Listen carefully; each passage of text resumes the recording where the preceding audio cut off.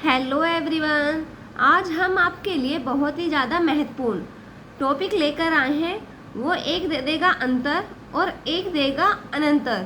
तो हमें दोनों में डिफरेंस बताना है कि अंतर और अनंतर का मतलब क्या होता है। तो देखते हैं, आप सब लोगों ने पढ़ा होगा अंतर। जैसे कि पूछते हैं ना कि धमनी और सिरा में क्या अंतर है, तो बिल्कुल वही वाला अंतर के दोनों में हमें अंतर बताना पड़ेगा। तो होता अंतर का मतलब होता है भिन्नता और अनंतर का मतलब होता है बाद में। तो यही मतलब कि आपको याद रखना है। एक होता है अपर और एक होता है अपार।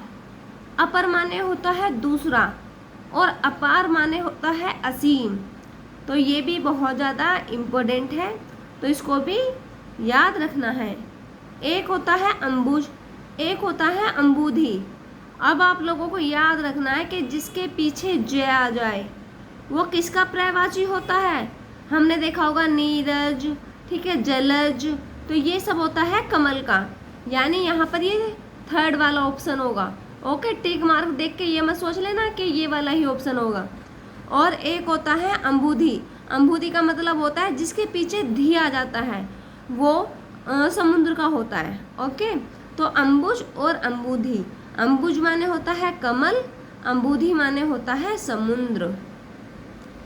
अब एक होता है अपेक्षा और एक होता है, एक है अपेक्षा एक है उपेक्षा।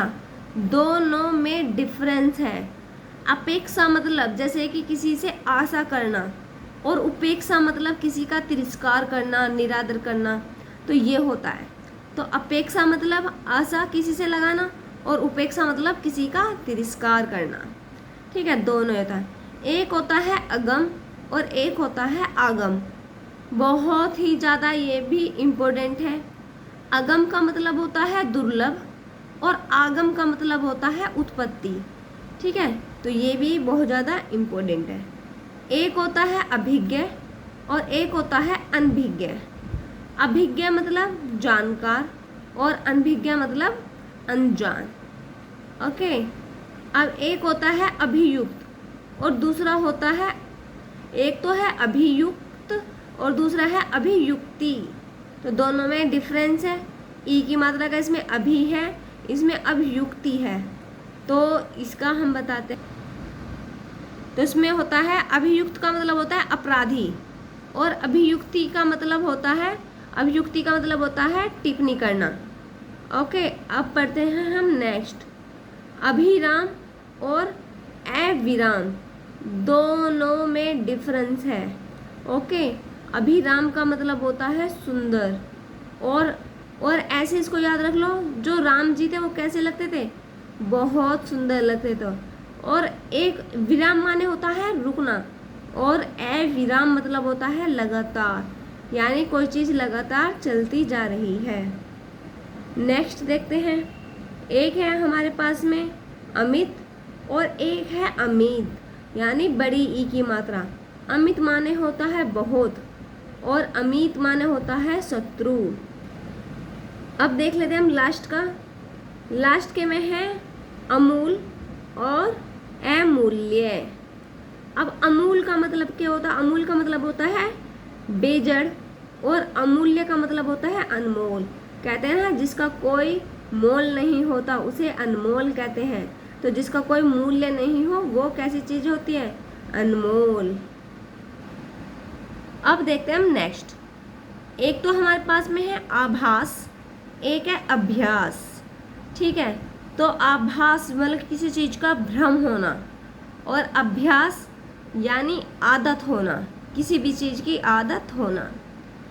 अब एक होता है आसन और एक होता है आसन, जिसमें डबल न आता है। तो आसन मतलब होता है बिछोना और आसन मतलब होता है निकट आया हुआ, यानी ये वाला तुम उसमें पढ़ोगे जैसे कि काल में पढ़ते हैं। अब देखते हैं हम नेक्स्ट। ये है आयुक्त और एक है आयुक्त। आयुक्त माने होता है कमिश्नर। ठीक है, जैसे कहते हैं ना किस मतलब कि कौन सी पोस्ट पे आयुक्त हुए हैं, तो इनको बोलते हैं कमिश्नर। और अयुक्त माने जो उचित न हो, कहते हैं ना अयोग्य है, जो योग्य ना हो, तो अयुक्त होता है जो उचित ना हो। ठीक है, ये इतना इम्पोर्टेंट नहीं है, एग्ज़ाम के लिए वही पढ़ाएंगे हम जो इम्पोर्टेंट होगा। एक होता है आचार और एक होता है आचार्य। तो आचार मतलब क्या होता है, रीति या व्यवहार, और आचार्य मतलब जब पहले के बच्चे स्कूल में जाते थे तो शिक्षक को क्या बोलते थे, आचार्य जी। तो ये वही है आचार्य। आचार्य मतलब विद्वान, जिन्हें उस चीज़ की शिक्षा प्राप्त हो। अब एक होता है ईशा और एक होता है ईशा, तो दोनों में डिफरेंस है। ईशा मतलब होता है ऐश्वर्य और ईशा मतलब होता है हल्की लंबी लकड़ी, जो से हल जोते हैं ना, उसकी लंबी सी, जैसे कि मदर इंडिया में देखा होगा, उनके पास में वो बड़ा सा हल रहता है, उनके बैल मर जाते हैं, तो वही वाली हल्की लंबी वाली जो लकड़ी होती है वही होता है। अब देखते हैं हम नेक्स्ट, वर्षा का ये कभी कभी पूछ लिया जाता है। एक होता है उपल, एक होता है उत्पल।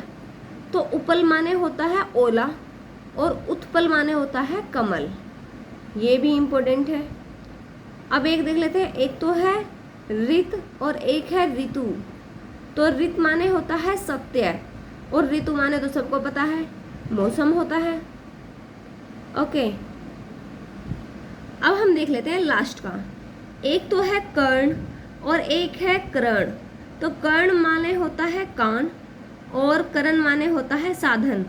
अब कर्ण को अगर हम संस्कृत में पढ़ेंगे तो कर्ण माने कान, और करण ये आपने पढ़ा होगा, उसमें ये क्या बोलते हैं, कारक में, तो करण कारक।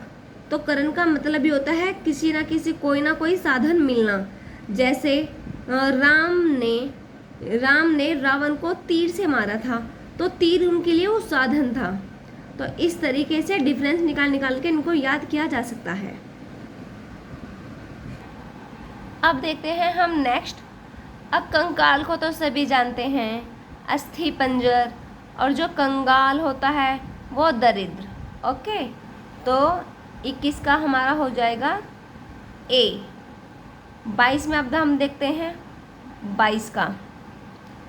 एक कक्षा और एक होता है कक्षा, दोनों ही अलग हैं, डिफरेंस हैं। तो कक्षा जो छात्रों का समूह होता है उसको बोलते हैं कक्षा, ये भी सबको पता है। और जो मतलब कि कक्षा होता है इसको बोलते हैं जांघिया। ओके,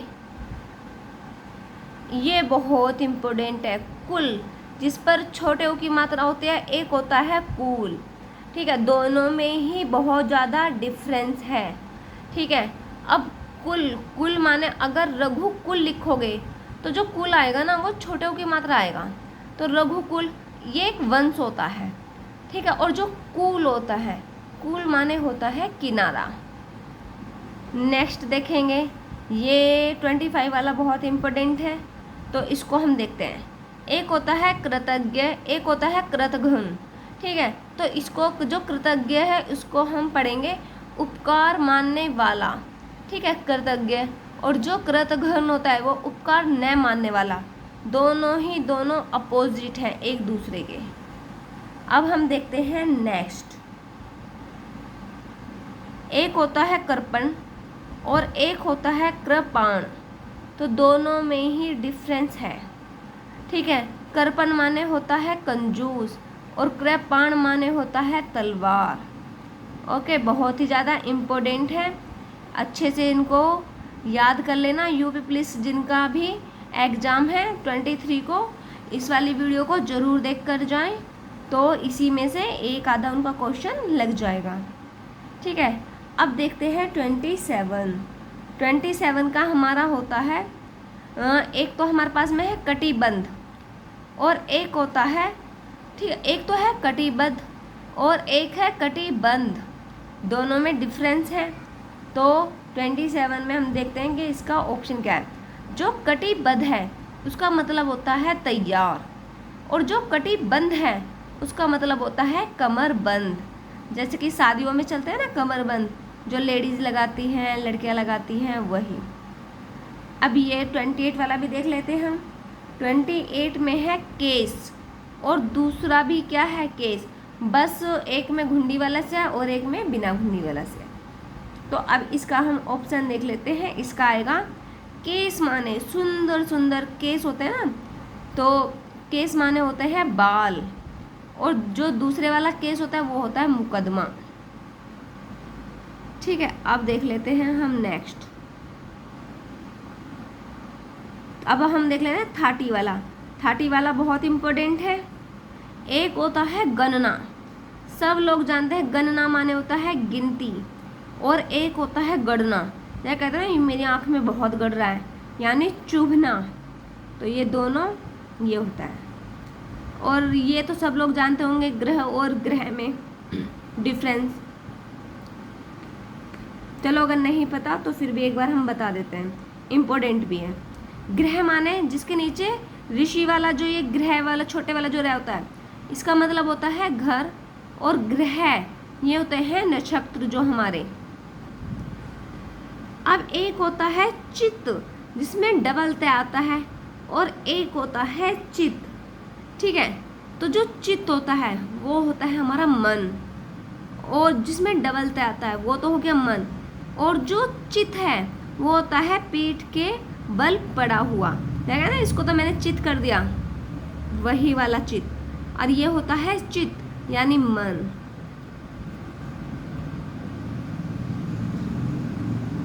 चलो अब नेक्स्ट देख लेते हैं। जो इम्पोर्टेंट लग रहे हैं वही मैं आप लोगों को बता रही हूँ, तो इनको अच्छे से पढ़कर जाना। तो अब हम देख लेते हैं 35। जर माने होता है, जर और जरा दोनों में आ का डिफरेंस है।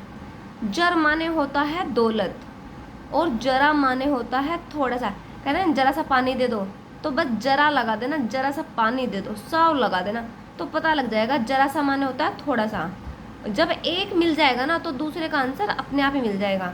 तो थोड़ा सा किस में है? सिर्फ सी वाले में है, बाकी में तो है ही नहीं। तो बस इसका 35 का हमारा हो गया सी। अब इसको देख लेते हैं 37। 37 में एक में तो है तरंग और एक में है तुरंग। अगर किसी ने वो पर्यायवाची पढ़े होंगे तो उसने तुरंग पढ़ा होगा। तुरंग किसका पर्यायवाची होता है? तुरंग, घोटक, है, ये सब होते हैं घोड़े का। अगर तुम्हें एक ही मिल गया तुरंग, तो तरंग माने तो लहर अपने आप ही इसका साथ दे देगा। एक मिलना चाहिए बस, दूसरा तो अपने आप ही उसका साथ दे देगा। ठीक है, तो तरंग माने होती हैं लहरें और तुरंग माने होती हैं, तुरंग माने घोड़ा। नेक्स्ट देख लेते हैं तरण और त्राण, दोनों में ही डिफरेंस है। ठीक है, अब जो तरण माने होता है, ठीक है, तो तरण, अब ये हमारे पास में है 38। तो जो तरण माने होता है उसका मतलब होता है तिनका, और जो त्राण माने होता है उसका मतलब होता है मुक्ति या छुटकारा पाना। अब हम देख लेते हैं 39 के 39 में क्या कहा है। एक है तनु और एक है तनु। तो तनु मतलब होता है पतला, और जो बड़े ऊ की मात्रा है तनु, इसका मतलब होता है शरीर या देह।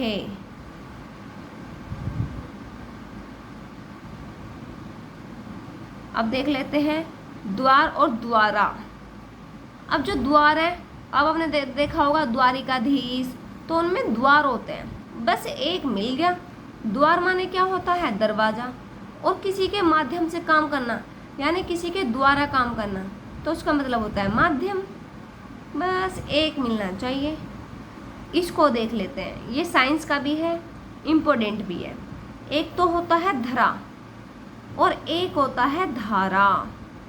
ठीक है, जो धरा है, ठीक है, उसका मतलब होता है पृथ्वी, पर्यायवाची में भी पढ़ा होगा धरा। ठीक है, भूमि, भू, ये सब पृथ्वी के। और धारा माने कहते हैं ना प्रवाह, अच्छा चल रहा है, इसके प्रवाह यानी धारा ऐसी है। उसमें भी पढ़ा होगा प्रवाह, क्या नाम है उसमें, बोट वाले चैप्टर में। अब एक होता है धन और एक होता है धना, दोनों में डिफरेंस है। धन माने सबको मालूम है क्या होता है, इसका कमेंट में बताएंगे। धन माने बस एक मिलना चाहिए, दूसरे का अपना आप मिल जाएगा। अब देख लेते हैं 43। 43 का हमारे पास में क्या है? नारी, बस एक मिल गया, नारी। नारी माने क्या होता है? ठीक है, बस तुम्हें इसमें वो शब्द पकड़ने हैं जो थोड़े बहुत संस्कृत से रिलेटेड हों, ठीक है। और दूसरा तो अपना आप मिल जाएगा, जैसे कि कन्नाड़ी। कभी कभी डॉक्टर क्या करते थे, हमारे हाथों को देख के ही, हमारी नब्ज को देखकर ही बता देते थे कि इसको क्या प्रॉब्लम है। 44 वाला इम्पोर्टेंट है। 44 का हम देख लेते हैं। 44 में एक होता है नियत और एक तो हो गया नियत, एक हो गया नियत, दोनों में डिफरेंस है। ओके, ठीक है। तो नियत माने होता है निश्चित और नियत माने होता है इरादा।